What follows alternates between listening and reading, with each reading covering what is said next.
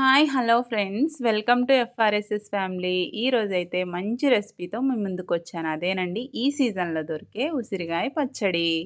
ఇది కూడా నిల్వ ఉంటుంది సంవత్సరం పాటు. ఎలాంటి బూజు, ఎలాంటి పాడవటం అనేది లేకుండా బావుంటుంది. దానికోసమైతే నేను 1 కేజీ నాటు ఉసిరికాయలైతే తీసుకున్నాను. చిన్న సైజ్ అండి. పెద్ద సైజ్ అయితే కాదు. 1 కిలో తీసుకున్నాను. వాటిల్ని నీట్‌గా తొడిమలు అవేమీ లేకుండా చూసేసి బకెట్‌లో వాటర్‌లో ఏసేసుకొని, అవి కడిగి నీట్‌గా వాష్ చేసేసుకొని, ఒక నైటీ మీద కానీ, ఏదన్నా పాత క్లాత్ ఉంటది కదా! అలాంటి వాటి మీద ఏసేసి చక్కగా ఆరబెట్టేసుకొని, తడి అనేది లేకుండా ఆరబెట్టేసుకున్నాను. మీకెంతమందికి గుర్తుంది నేనైతే నా చిన్నప్పుడు ఈ ఉసిరికాయలు తిని ఎక్కువ వాటర్ తాగేదాన్ని. వాటర్ తాగితే తియ్యగా ఉంటుంది కదా గొంతులో. ఆ మెమరీ అయితే నాకు చాలా గుర్తుంది. ఇక ప్రాసెస్‌లోకి వెళ్ళిపోదాం. మూకుడు పెట్టేసుకొని దాంట్లో కొంచెం వేరుశనగ నూనె అండి. వేరుశనగ నూనె అయితేనే మనకి చట్నీలకి బావుంటుంది. ఈ ప్రాసెస్ అంతా మా అమ్మ చేశారు. చాలా పెడతారు మా అమ్మ చట్నీలు. ఆ నూనె హీట్ అయిన తర్వాత ఉసిరికాయలను వేసుకొని మధ్య మధ్యలో కదుపుతూ అన్నీ ఈవెన్‌గా ఫ్రై అయ్యి గోల్డెన్ కలర్‌లో రావాలి. పొయ్యి మీద పెట్టాం కదా! మా మమ్మీ ఈ గ్యాప్‌లోనే నిప్పులున్నాయని మొక్కజొన్న పొట్టను కూడా కాల్చారు.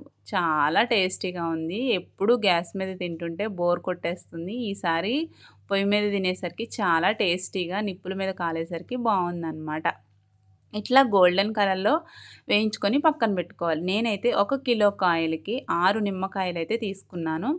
ఈ నిమ్మరసాన్ని స్క్వీజ్ చేసేసుకొని ఒక గిన్నెలో పెట్టుకొని పక్కన పెట్టుకున్నాను. ఇవి అయితే మెంతులండి. మెంతులు జస్ట్ కొంచెం ఫ్రై చేసుకున్న తర్వాత ఇవి ఎక్కువ మిక్సీలో తిరగవని అమ్మ రోట్లో నూరమన్నారు. అందుకనే మెత్తగా నూరేసాననమాట. నేనే చేశాను. ఒక 2 టేబుల్ స్పూన ఉంటుంది ఈ క్వాంటిటీ అనేది. దీన్ని తీసేసుకొని పక్కన పెట్టుకోవాలి. ఇక పచ్చడి ప్రాసెస్‌లోకెళ్ళిపోదాం. ఇవి అయితే ఎల్లుల్లిపాయలు ముందుగానే కొంచెం కచ్చా పచ్చా దంచుకొని ఒక 100 గ్రామ్స్ ఎల్లుల్లిపాయలు పొట్టు తీసుకొని పక్కన పెట్టుకోవాలి. ఇయన్నీ సామాగ్రి అంతా పక్కన పెట్టేసుకొని కావాల్సినవన్నీ కారం అయితే ఒక పావు తక్కువ 2 గ్లాసులైతే పోసుకున్నాము. మాదైతే ఘాటు లేదు. పావు కేజీ అంటారు అసలైతే కిలోకి. మా అమ్మ ఇట్లా కొలిచారనమాట. ఒక 3 టేబుల్ స్పూన్ల పసుపు అయితే వేసుకున్నాను.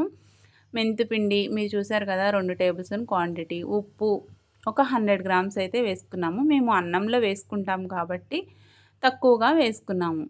తర్వాత వెల్లుల్లిపాయలు అన్నీ ఒకసారి ఈవెన్‌గా కలిపేసుకొని మనం ముందుగానే ఫ్రై చేసి పెట్టుకున్నాం కదా! ఉసిరికాయలను కూడా కలిపేసుకోవాలి. కలుపుకున్న తర్వాత మనం ఆల్రెడీ హీట్ చేసిన ఆయిల్ ఉంటది కదా! హీట్ చేసిన ఆయిల్‌నే ఇందులో వేసుకోవాలి. ఇట్లా వేడి వేడిగా ఉండకూడదు నూనె అనేది. గోరువెచ్చగా కూడా ఉండకూడదు. పూర్తిగా చల్లారిపోవాలి. ఇంతకు ముందే నూనె వేసే కంటే ముందే నిమ్మరసాన్ని కూడా ఏసి కలుపుకోవచ్చు. లాస్ట్‌లో అయినా కలుపుకోవచ్చు. మా అమ్మ ఇట్లా చేశారనమాట. అందుకనే చెప్తున్నాను. ఇట్లా నూనెతో పాటు ఇది కూడా వేసుకొని మొత్తం కలుపుకోవాలి. అబ్బా! చూస్తుంటేనే నాకైతే నోరూరిపోతది. ఇట్లా కలిపేసుకుంటే "అమ్మ నాకు పెట్టమ్మా, నాకు చేతిలో పెట్టమ్మా" అంటే "ఏ ఆగు, ఆగు" అని మా అమ్మ అంటున్నారు. లాస్ట్‌కి ఎలాగైతే పెట్టించుకొని తినేసాను. చాలా బావుంది. ఉప్పు, కారం అన్నీ సరిపోయాయి. వేడి వేడి అన్నంలో లాస్ట్‌లో ఎంతమందికి అలవాటుంది తినడం. నాకైతే భలే సరదా అండి. అంతేనండి. చాలా ఈజీ ప్రాసెస్సు. సంవత్సరం అంతా నిల్వ ఉండే ఈ పచ్చడిని మీకు నచ్చిందనే అనుకుంటున్నాను.